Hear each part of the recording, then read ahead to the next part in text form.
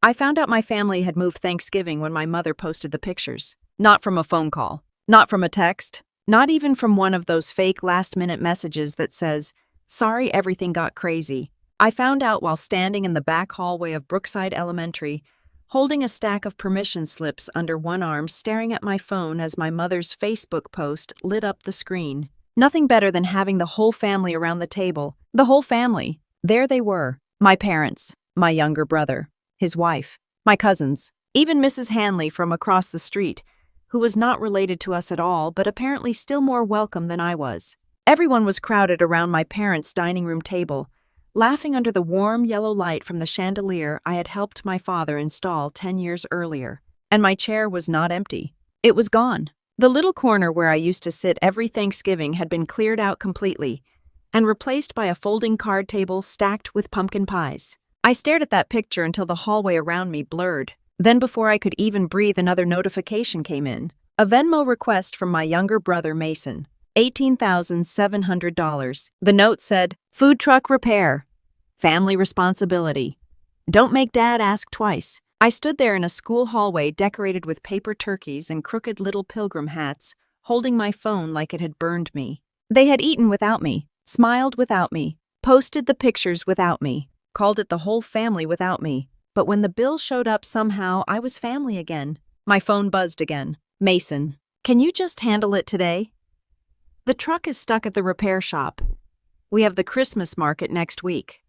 Dad's already stressed." Then another. "You're not seriously going to ignore this, right?" Then Kelsey, his wife. "Claire, don't punish everyone because you weren't invited to one dinner." Then my father. "Call me before I lose my patience." And finally my mother. "Please don't make this worse." I read that last message 3 times. "Please don't make this worse." Not "I'm sorry." Not "we should have saved you a seat." Not "are you hurt?" Just a quiet request to swallow what they had done so nobody else had to taste it. My name is Claire Bennett. I am 34 years old. And for most of my life, my family treated me like a spare key, forgotten in a drawer until someone locked themselves out. That day, standing under the flickering fluorescent lights at the school where I worked, I finally understood something I should have understood years earlier. They did not forget to invite me. They remembered exactly what they needed from me, and it was never my presence. It was my usefulness. I locked my phone and walked out to the parking lot. The school was almost empty. The air smelled like wet leaves, cold asphalt, and the faint smoke of someone's fireplace nearby. Across the street, one family had already put up Christmas lights, little blue and white bulbs blinking against the gray November sky.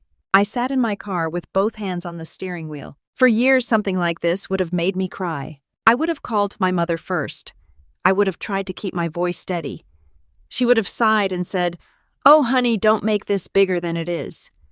Then somehow by the end of the call, I would have been apologizing for being hurt by something that hurt me.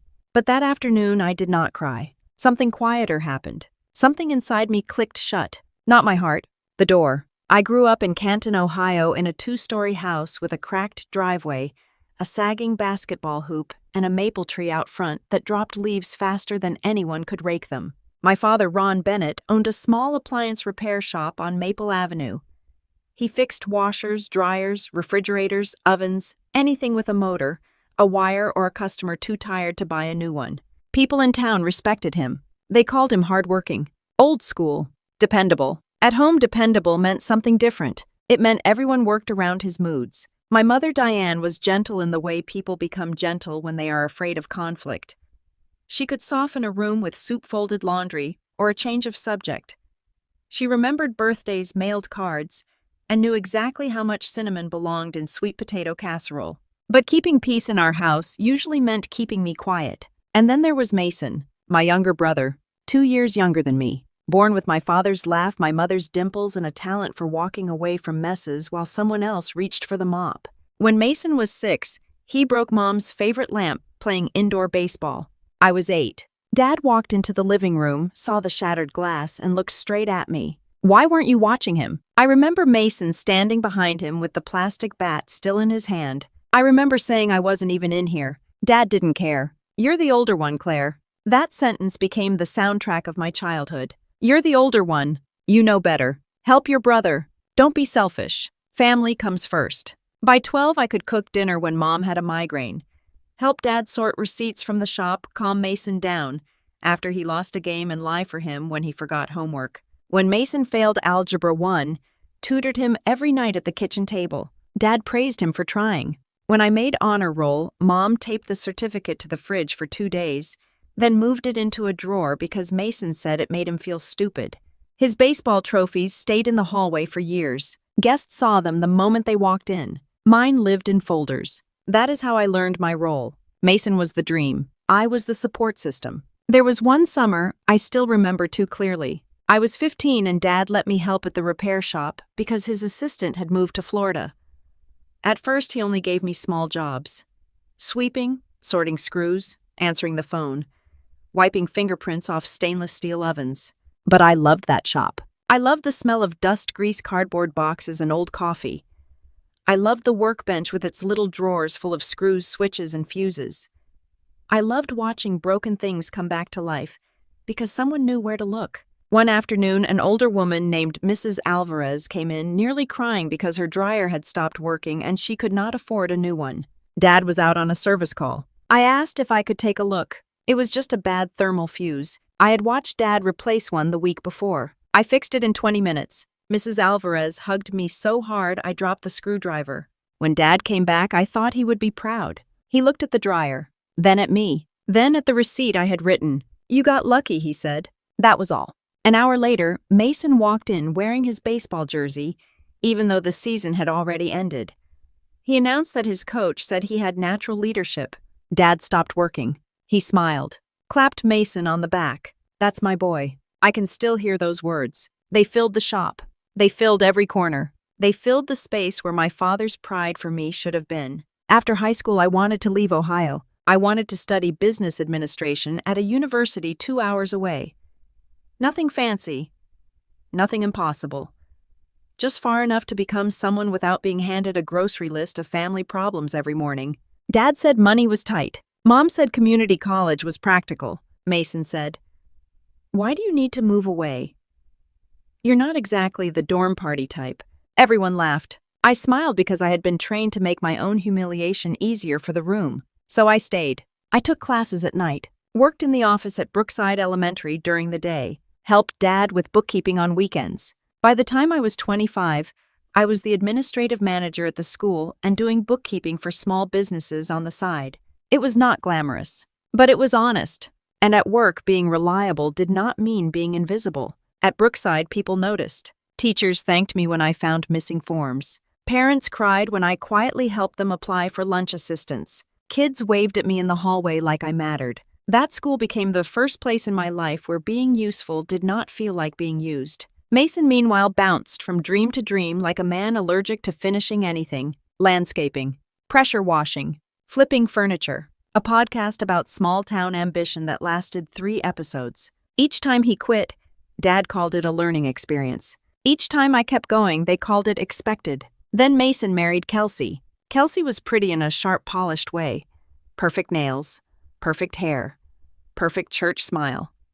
She could compliment you and cut you in the same sentence. She spoke softly in public and cruelly in private. At family dinners, she always sat close to Mason with one hand on his arm, like she was guarding an investment. She called my parents Mom and Dad after 6 months. I had to ask before using the good serving dishes. The food truck was Kelsey's idea. She wanted Mason to start Bennett Bites, a comfort food truck for church fairs, school events, little league games, and weekend markets. Mac and cheese bowls, chicken sliders, waffle fries. Nothing fancy, just the kind of food people bought when they had kids tugging on their sleeves and no energy to cook dinner. It could have worked, maybe, if Mason had treated it like a job instead of a spotlight. Dad loved the idea immediately, not because he knew anything about food trucks, because Mason wanted it. He co-signed the loan. He let Mason use the back lot of the repair shop. He spent weekends fixing the generator. Mom made aprons.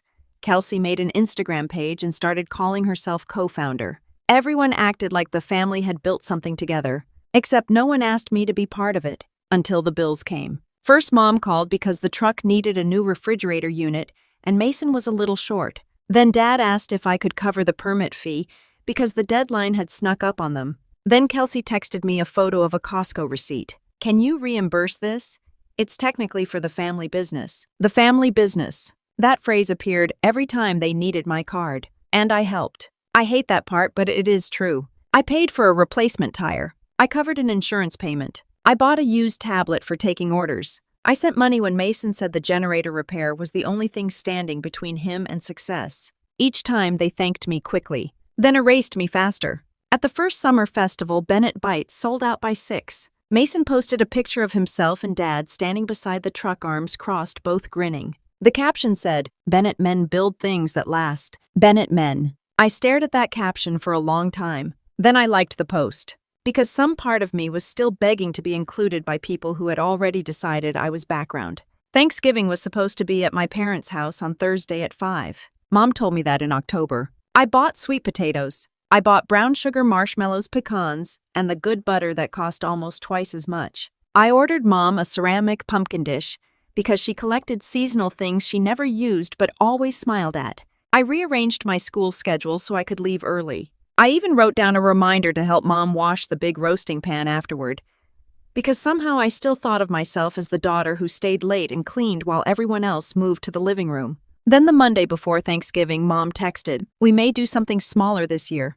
I'll keep you posted." I knew that tone. Soft, avoidant, dangerous. I asked, "Should I still bring the casserole?" No answer. Tuesday passed. Wednesday passed. On Thanksgiving morning, I woke up to silence. By noon, I told myself they were probably disorganized. By 2, I hated myself for still hoping. By 4, I drove to the school to finish paperwork because sitting alone in my apartment felt too much like admitting the truth. Then I saw the post. The whole family around the table. Mrs. Hanley from across the street smiling with a glass of cider in her hand. Kelsey's parents sitting near the window. My cousin Brett holding a turkey leg like he was in a cartoon. My mother's cranberry bowl in the center of the table. And where my chair should have been, there was a folding card table covered in pies. My place had become dessert storage. Then came Mason's Venmo request. $18,700. Family responsibility. Don't make Dad ask twice. I drove home with that number burning behind my eyes. Inside my apartment, the uncooked casserole sat on the counter wrapped in foil. The gift for Mom was still in its shipping box. The apartment was quiet in a way that felt almost cruel. My phone buzzed again. Mason. Claire, don't be dramatic. Then, you know this affects Mom and Dad too. Then, the truck is our future. Then, you have savings. We all know you do. That last message made my stomach twist. We all know you do. Not you earned it. Not you worked for it. Not you sacrificed for it. Just you have it. As if my savings were a family emergency fund with my name accidentally on it. Kelsey texted next. Honestly, it would be sad if jealousy made you ruin something your brother built. Then another message came before I could even process the first one. You weren't invited because everyone needed one peaceful holiday. Please don't prove we were right. I stared at those words. One peaceful holiday. So that was the story. My absence was peace. My money was family. A few seconds later, Dad texted again. Mason has a wife and kids to think about. You have a quiet apartment and a savings account. Don't pretend your needs are the same. That one did it.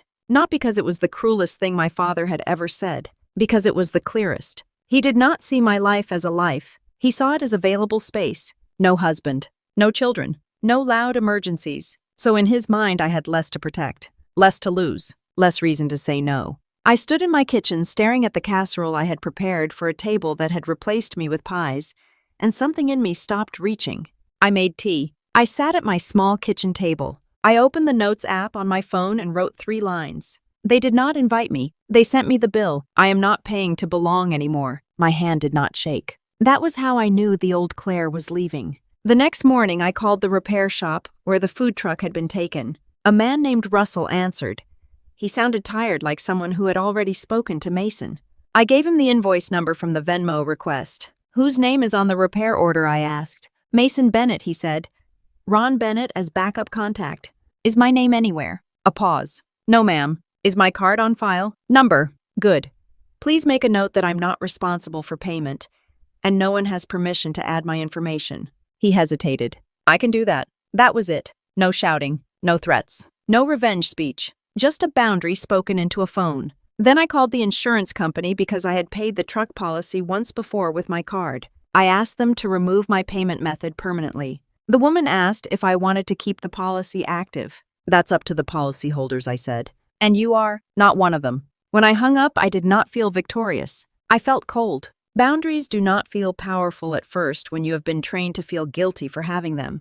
They feel like standing outside a burning house, shaking, wondering if you were wrong to leave just because the fire kept you warm. By noon, the calls started. Dad, Mom, Mason, Kelsey, Dad again. I let them ring. Dad left one voicemail. Claire, call me. No greeting, no question, just a command. Mason texted, what did you say to the shop? Then, they won't release the truck until we pay. Then, you're really doing this during the holidays. Kelsey wrote, people show their true colors when someone else is about to succeed. I almost replied. I wanted to say, you showed yours when you took my chair and kept my wallet. But I didn't. Instead, I wrote one email to Dad, Mom, Mason, and Kelsey. Subject food truck invoice. I wrote, I will not be paying the repair bill. The food truck is not mine. The business is not mine. The repair order is not mine. I was not included in Thanksgiving in decisions or in ownership, and I will not be included only when there is debt.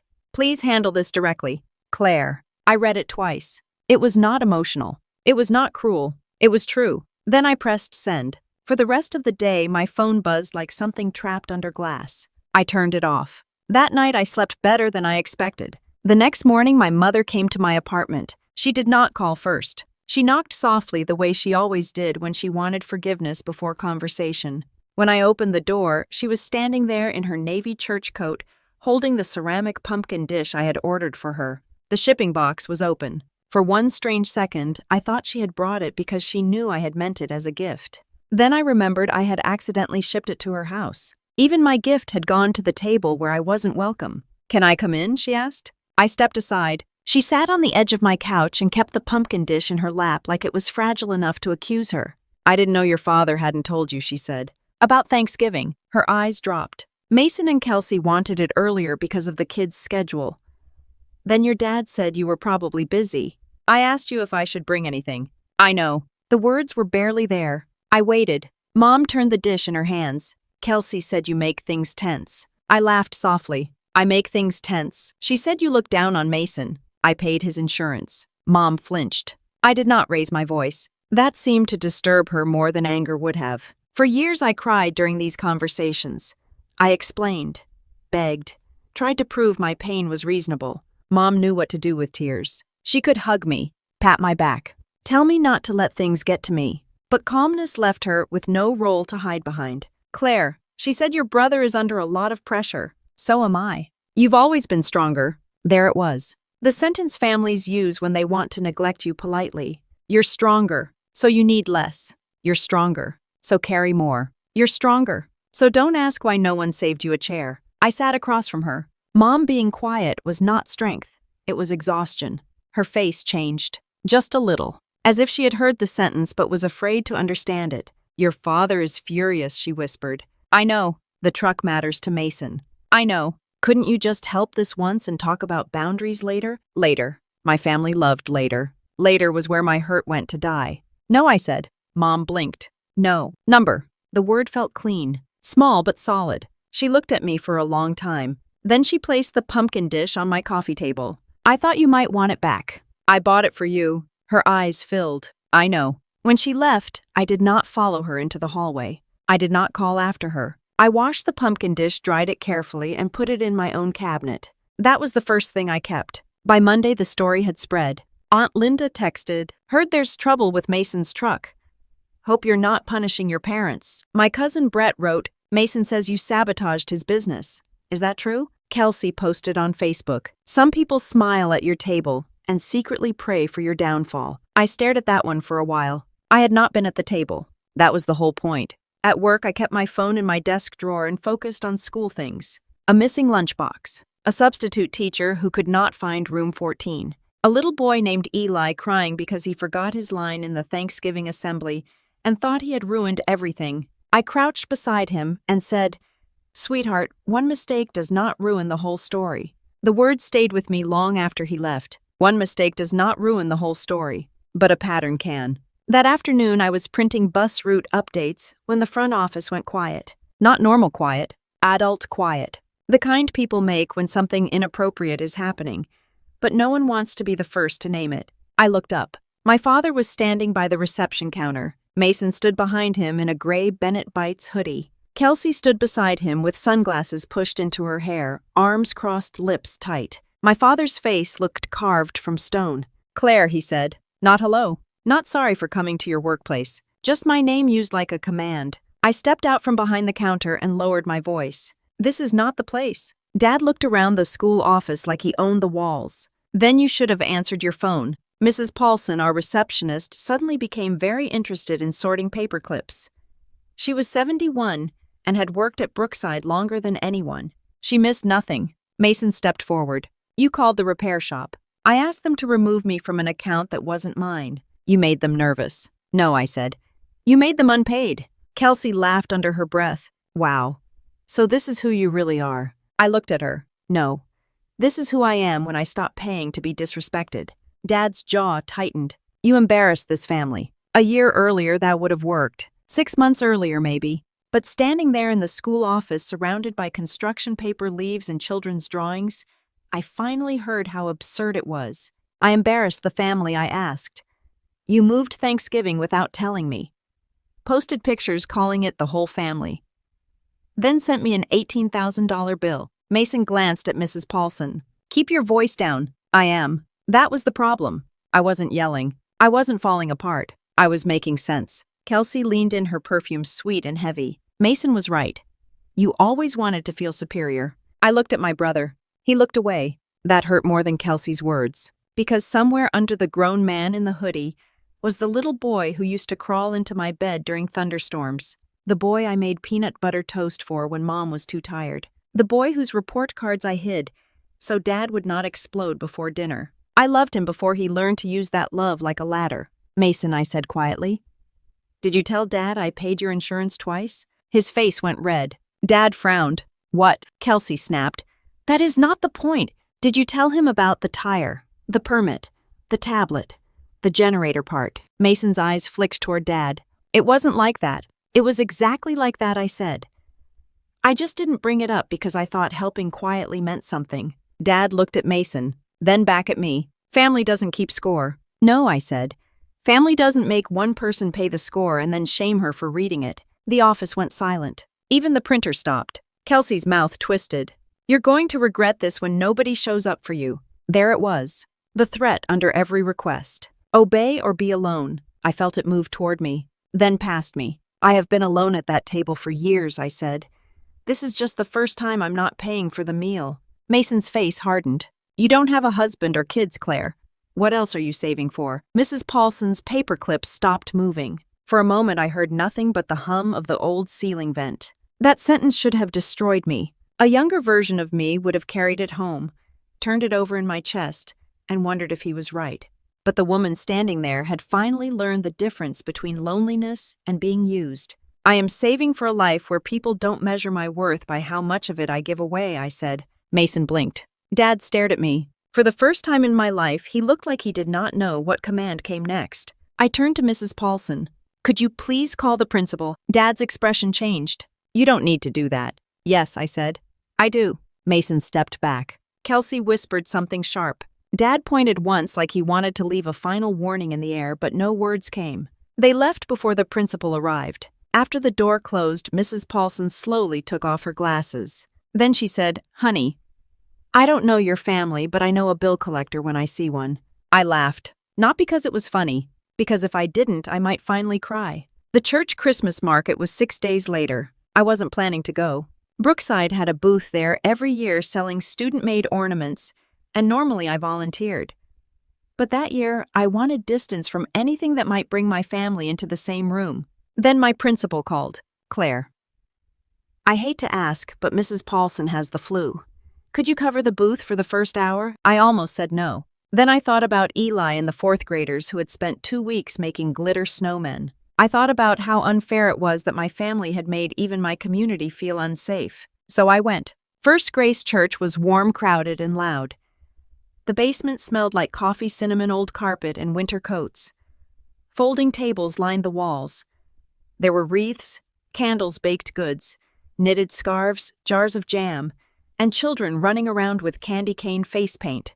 The Bennett Bites food truck was supposed to be outside near the entrance. It wasn't there. Instead, Mason and Kelsey had set up a sad folding table with a crock-pot paper bowls and a handwritten sign that said, "Limited menu today." Kelsey looked furious. Mason looked tired. Dad stood behind them with his arms crossed while people walked past and bought chili from the firefighters instead. I heard two women whisper near the cookie table, "Wasn't there supposed to be a truck?" "I thought so." Kelsey posted about a big holiday menu. Maybe it broke down. I kept my head down and sold ornaments. For 40 minutes, everything was fine. Then Aunt Linda saw me. Family drama has gravity. One person spots you, then another. Then suddenly, everyone is orbiting the wound. Aunt Linda came first, wearing a red sweater with tiny bells sewn onto it. "There you are," she said, like I had been hiding from the police. "Hi, Aunt Linda." She leaned closer. "Your mother has been sick over this. I'm sorry she's upset." "That's not an apology." "No," I said.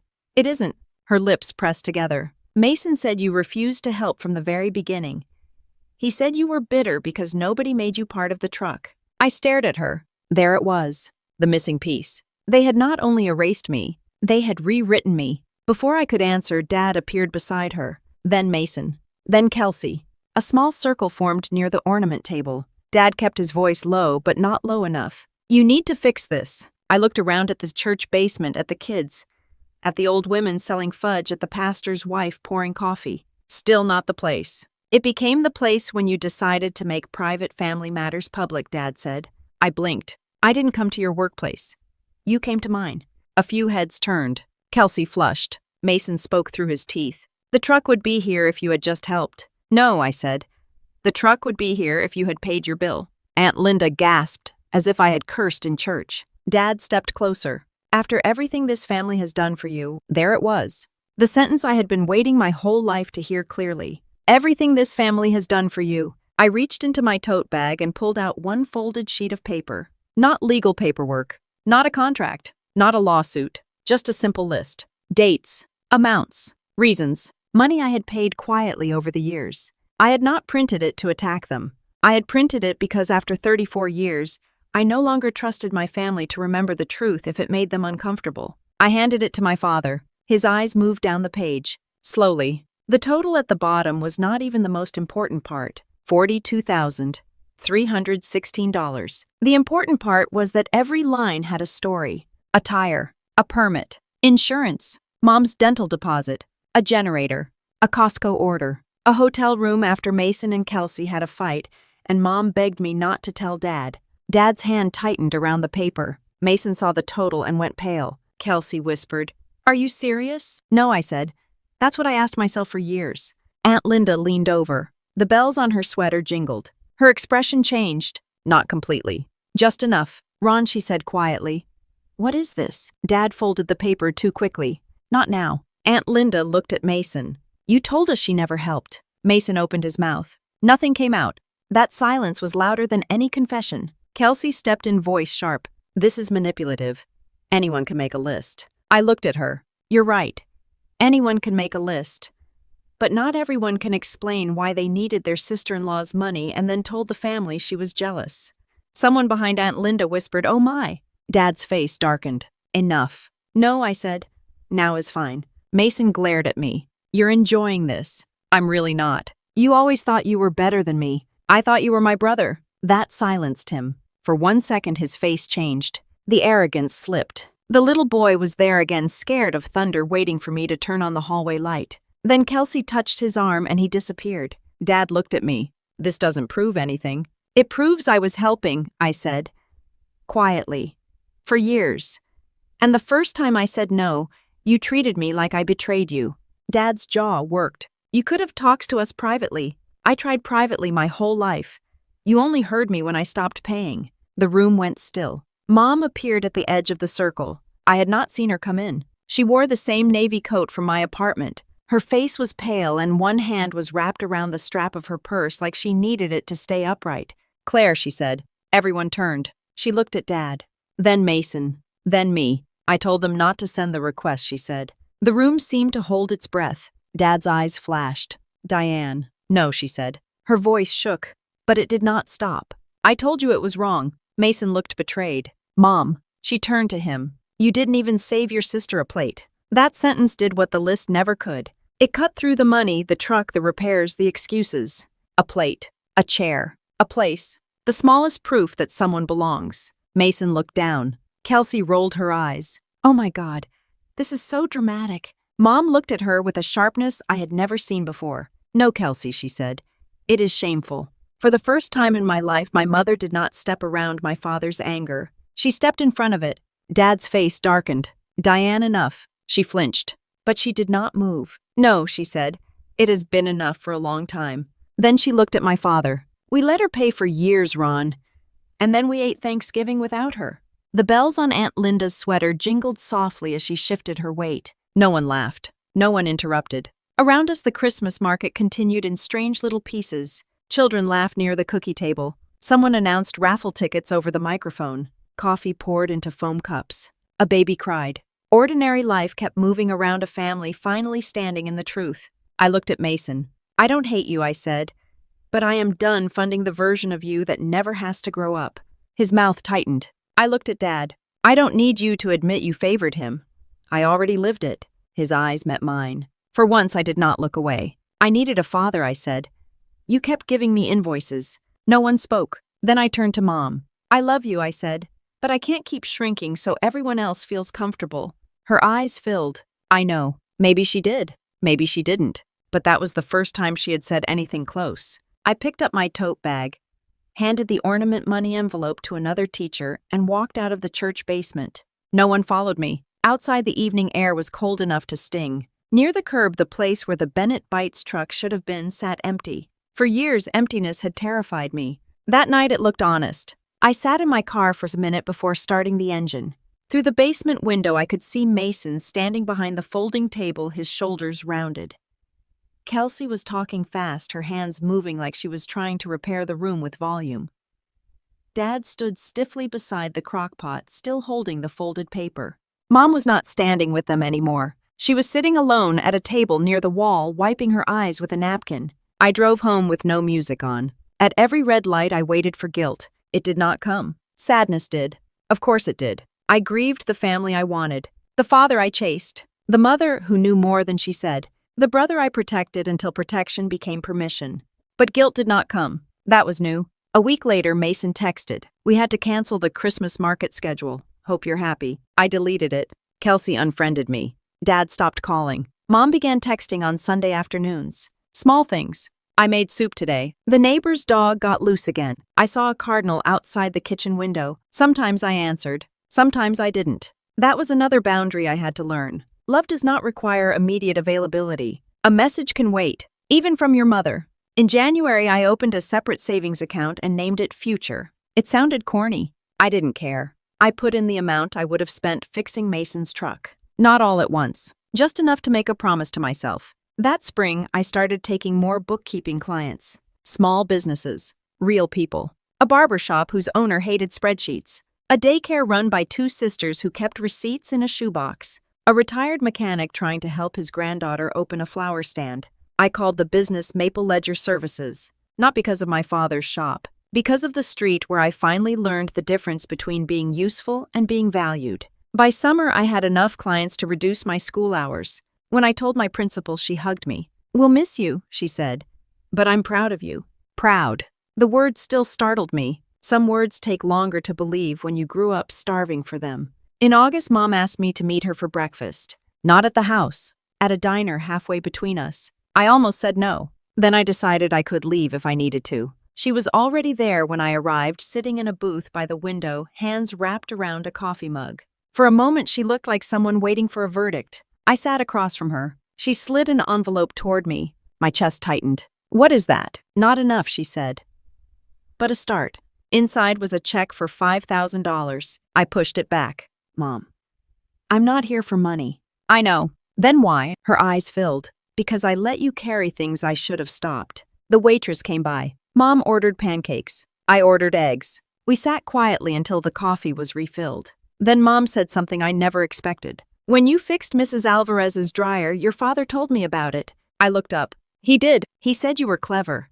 He said you had hands like his. Something old and painful moved in my chest. He never told me that. I know. Mom looked out the window. I think praise felt like losing control to him.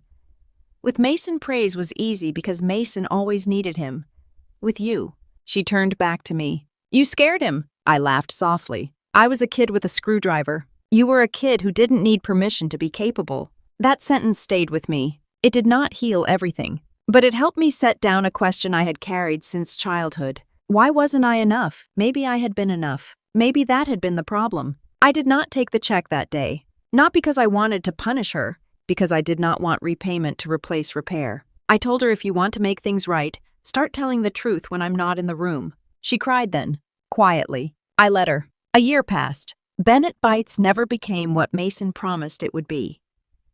The food truck was eventually sold to a couple from Akron who turned it into a blue coffee truck and parked it outside a library. I saw a photo online once. It looked happier. Mason took a job managing inventory at a hardware store. Kelsey posted less. Dad kept the repair shop open, though Aunt Linda told me he moved slower now. I did not ask for details. My life became quieter, but not smaller. That is something people misunderstand. When you leave a family system built on guilt, the silence afterward feels scary at first. No emergency, no demand, no crisis with your name attached. You wake up and no one needs you to rescue them from their own choices. At first, your body thinks something is wrong. Then one morning you realize nothing is wrong. That is peace. One Sunday in late November, almost exactly a year after the Thanksgiving I had been erased from, I hosted dinner in my apartment. Nothing fancy. Soup, bread, salad, a store-bought pie because I still hated making crust. Mrs. Paulson came. So did my principal, 2 teacher friends, and 1 bookkeeping client who had nowhere else to go.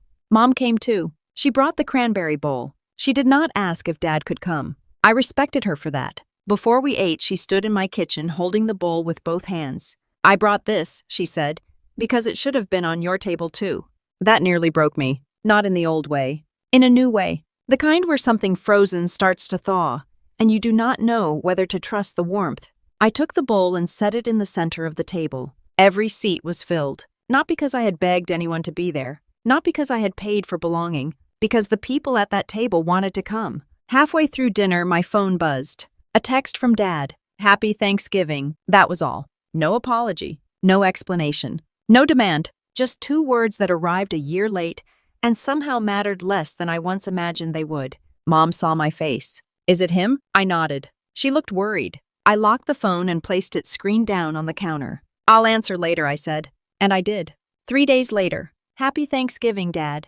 I hope you're well. That was all I had to give. That was all I wanted to give. Some people think dignity is loud. They think it looks like revenge, a slammed door, a final speech, a room full of people finally realizing they were wrong.